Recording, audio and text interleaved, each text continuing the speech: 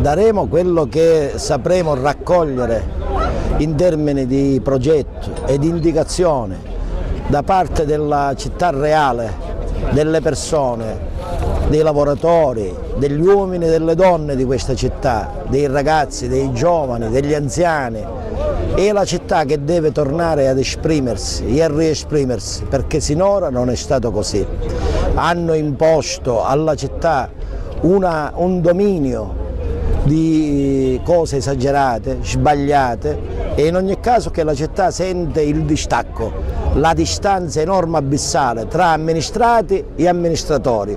Noi dobbiamo recuperare questo gap, ma se fosse solo un problema astratto di democrazia potremmo dire che è facile.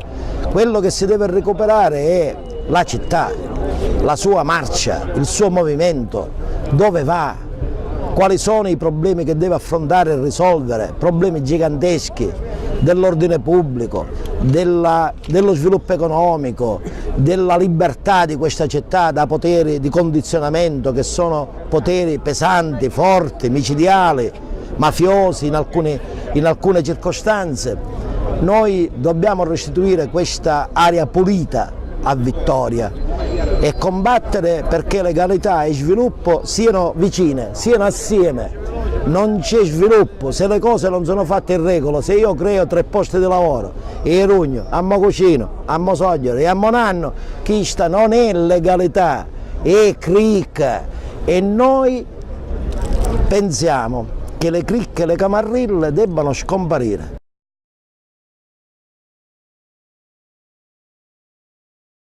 Chi ispira le mie scelte è il mondo del lavoro, i produttori in primo luogo, ma anche quegli operatori che capiscono che quella è una struttura di lavoro e che deve servire negli anni, che non deve morire. Se si trasforma in una piattaforma come vogliono fare loro per vendere i pomodori del Marocco, della Tunisia, lavorati in alcuni magazzini di Vittoria, è la fine per i produttori, la fine per Vittoria. Noi questo lo dobbiamo impedire.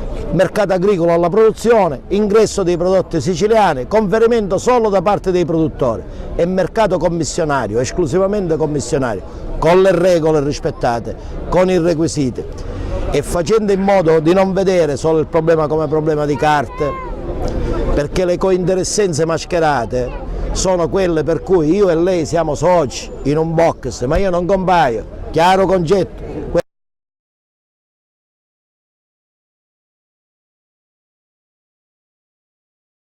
Molte cose io mi rimprovero, perché c'è una sproporzione fra ciò che si vuole fare e ciò che in effetti si realizza. Ma come mi diceva un vecchio politico vittoriese, non della mia parte, mi diceva così quando ero giovanotto io ancora, mi diceva: professor Aiello, io le consiglio una cosa, lei deve sapere una cosa, che si può sbagliare nella vita amministrativa, si possono commettere errori, basta che non arresta una moneta appezzata a canne di mano, basta che non c'è lo sgrigno, se c'è lo sgrigno l'errore è di natura diversa. Io posso sbagliare, dovevo fare una cosa piuttosto che un'altra, posso sbagliare, però nessuno sino ad oggi è riuscito o può dire che Aiello abbia amministrato per mettersi in tasca dei soldi, e questo è un vanto, ma la gente, perché le cose buone e le cose tinte si sanno nel paese, lo sanno, si sa. Allora questo problema, che è un problema fondamentale, se lei va in un ufficio del comune per una licenza edilizia, non voglio individuare quell'ufficio, è giusto che ce l'hanno a fare senza sapere che non è, se c'è da dare soldi, no, mi pare sbagliato.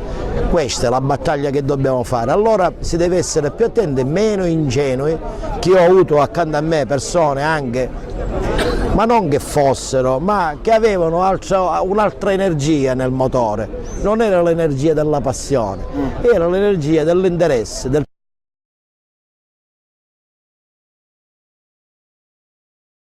tutto è mutato tutto. Quando io ho fatto il sindaco la prima volta, la città era ridotta male, come ora di più, ma era ridotta male. Però c'era una cosa che andava bene, era il lavoro, l'economia. Eravamo nella fase espansiva della sericoltura. Questo io l'ho capito e mi ha aiutato a guidare delle battaglie in quella fase, in quelle condizioni. Quindi un sindaco non è uno che può restare indifferente per anni. Nelle città del Mezzogiorno d'Italia, soprattutto, il sindaco è un riferimento per i cittadini e per la collettività.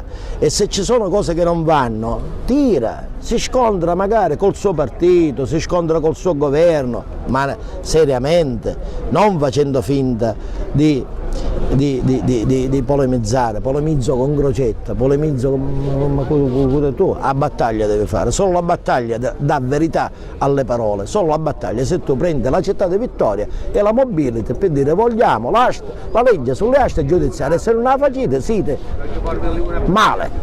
Questo non...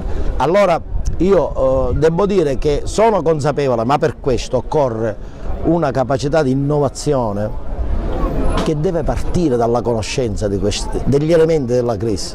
Se io la città non la conosco, se non riesco a individuare neanche chi siano i soggetti che possano riprendere e dare valore e ricchezza a questa città, come faccio a dire si amministra così, faccio questo, faccio quell'altro? Se per me non c'è un'analisi di ciò che la città ha in sé, delle energie che ha e di ciò che può dare, come si fa a dire ora tocchiamo questo tasto, aggiustiamo questo aspetto, modifichiamo questa cosa?